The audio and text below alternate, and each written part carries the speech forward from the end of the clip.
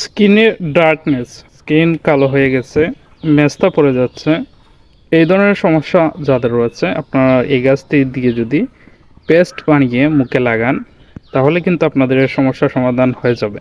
তো এটা অনেকেই জানে না, আবার যারা জানে তারা কিন্তু প্রয়োগও করে না, কারণ অবহেলা করে। মানুষের জন্য নিয়ামত স্বরূপ গাছগাছরা সৃষ্টি করেছেন এবং গাছগাছরার মধ্যে অনেক গুণ রয়েছে যা আমরা অনেকেই জানি না।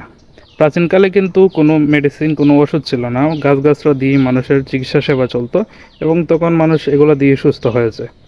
তো এটা হচ্ছে নয়নতারা গাছ। নয়নতারা গাছের পাতা নেবেন, নয়নতারা গাছের কিছু পাতা নেবেন, নিয়ে কিছু কাঁচা হলুদ নিতে হবে, নিয়ে ভালো করে এটাকে পেস্ট তৈরি করবেন। শিলপাটায় বেটে পেস্ট তৈরি করে প্রতিদিন রাতে মুখে লাগিয়ে দেবেন। 1 থেকে 2 ঘন্টা রেখে দেবেন, অথবা আধা ঘন্টা রাখলে হবে।